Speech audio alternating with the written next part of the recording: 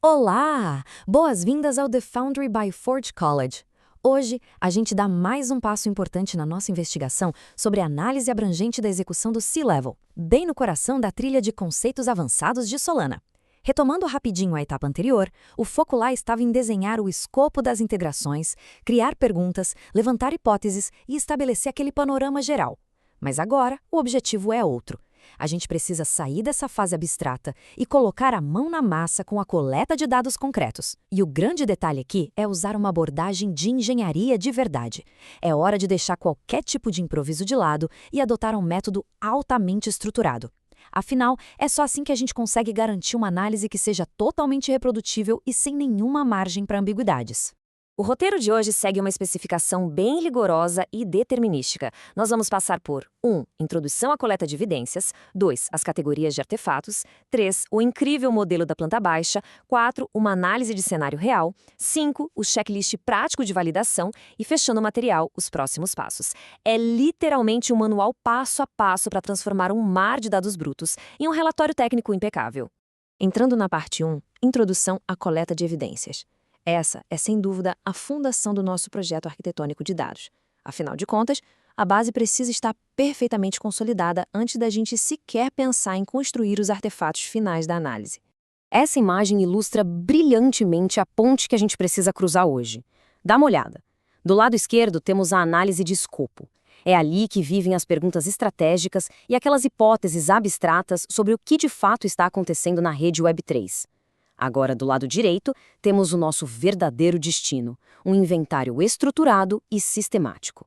A grande sacada do processo é pegar aquelas perguntas teóricas e amarrar cada uma delas de forma bem firme a fontes de dados que possam ser verificadas. É a transição direta do planejamento para o canteiro de obras. Indo para a parte 2, categorias de artefatos de execução. Chegamos na fase de separação de materiais. É aqui que a gente define a matéria-prima exata que vai sustentar qualquer argumento da nossa análise. E a forma como a gente organiza toda essa informação é o que muda o jogo.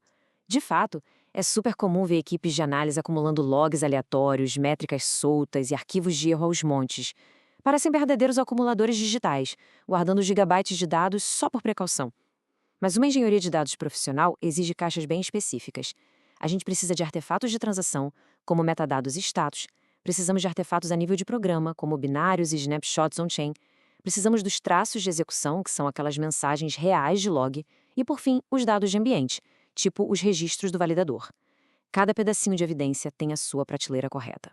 Avançando para a parte 3, o modelo da planta baixa.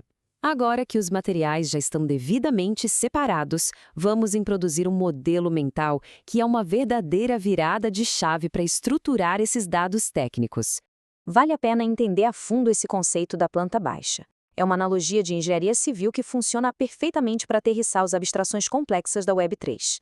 Pensando na análise final como a construção de um grande edifício, cada afirmação ou conclusão do nosso relatório é uma sala. Para que essa sala passe na vistoria técnica, ela precisa da fiação elétrica, que nesse modelo é a transação. Ela precisa da planta do piso, que representa o estado do programa. E, claro, precisa das fotos da inspeção, que são os traços de execução provando o que ocorreu ali dentro. É matemática simples. Se faltar a fiação, a sala simplesmente não vai acender a luz.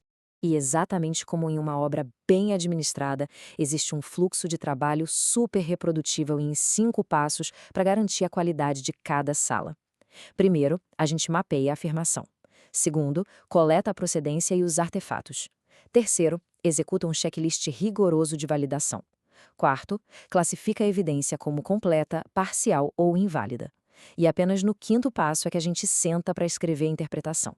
É uma verdadeira linha de montagem investigativa que zera a adivinhação. Chegando na parte 4, análise de cenário real. A teoria é fantástica, mas vamos colocar o capacete de proteção e pular direto para o canteiro de obras para uma inspeção na prática. Vamos imaginar o seguinte cenário. Existe uma integração de terceiros, onde as famosas CPIs, as invocações cruzadas entre programas, começam a falhar misteriosamente sempre que o paralelismo passa de um limite X. A pergunta essencial que surge no nosso escopo é justamente essa. Por que isso está acontecendo? Onde a infraestrutura está cedendo? Para conseguir diagnosticar essa falha, a cronologia é absolutamente tudo. É vital mapear a ordem exata dos eventos e amarrar tudo com identificadores canônicos que sejam impecáveis. Olha só a lógica. Precisamos do snapshot do estado da conta antes do problema. Depois, a gente captura o traço de execução exatamente durante a falha transacional. E logo em seguida, precisamos do snapshot logo após o evento. Identificadores on-chain, como a assinatura da transação e a chave pública, funcionam como a argamassa que gruda os tijolos dessa investigação. Sem eles, não existe prova de que os eventos estão sequer conectados. A partir desses dados brutos, muito bem amarrados, a gente consegue extrair uma interpretação super limpa. Algo na linha de falha de CPI observada no slot S, vinculada ao estouro do orçamento de compute. Rápido e direto ao ponto. Mas, alerta vermelho, se durante esse processo ficar claro que estão faltando dados críticos, digamos, os registros de consumo das unidades de compute, a gente não pode dar o material como concluído. Na verdade, ele deve ser marcado imediatamente como um artefato parcial, o que obriga a equipe a fazer uma nova coleta com um nível de detalhe bem maior antes de prosseguir. E assim chegamos na parte 5, checklist prático de validação. Para garantir que nenhum desses artefatos parciais passe desapercebido e seja aprovado acidentalmente, existe essa fase final de aprovação extremamente estrita. É aqui que entra um princípio simplesmente inegociável da engenharia reversa, os metadados de procedência. É imprescindível registrar quem fez a coleta, o timestamp exato, qual endpoint foi utilizado e o checksum do arquivo. Se um artefato surge no sistema sem um rastro cristalino de origem, ele é efetivamente inútil para nós. Pensando bem, é o mesmo que encontrar um cano quebrado no chão da obra sem fazer a menor ideia de qual andar ou apartamento ele caiu. Para organizar isso, a gente utiliza essa tabela de especificações definitiva de triagem. Ela cruza perfeitamente os dados. De um lado, o tipo de artefato. No meio, a fonte típica ideal, seja um RPC ou registros diretos de um validador. E na última coluna, os metadados mínimos obrigatórios para cada caso. Ter essa matriz à vista garante que tudo que chega do canteiro investigativo atenda 100% aos padrões pesados da engenharia de execução. E para rodar tudo isso com velocidade e eficiência, a gente aplica um checklist dinâmico. O ID canônico está presente para vincular o evento na rede? A procedência e o ambiente estão verificados? O checksum confere para evitar qualquer tipo de modificação silenciosa do arquivo? E no fim das contas, a validação técnica confirmou o que se esperava? Se alguma resposta for um belo não, o item não passa. Ele vai exigir recoleta ou um contexto suplementar imediato para voltar para a mesa. Parte 6, próximos passos e conclusão. Após aplicar todo esse rigor formidável na categorização e estruturação dos dados, a gente finalmente conclui a fase fundacional do trabalho. O terreno está completamente nivelado e os materiais devidamente inspecionados. Então, fica aquela provocação essencial para o andamento dos projetos. A sala de análise de vocês passará na inspeção final? Ou será que ainda faltam plantas fundamentais para garantir que o relatório seja de fato reprodutível?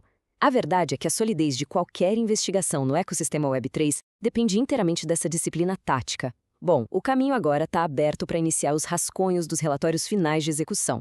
E, para continuar elevando a barra e dominando outras ferramentas profundas da Web3, acessem forge.college. Tem um universo de materiais incríveis esperando por lá. Muito obrigado por acompanhar essa exploração técnica e ótimos estudos!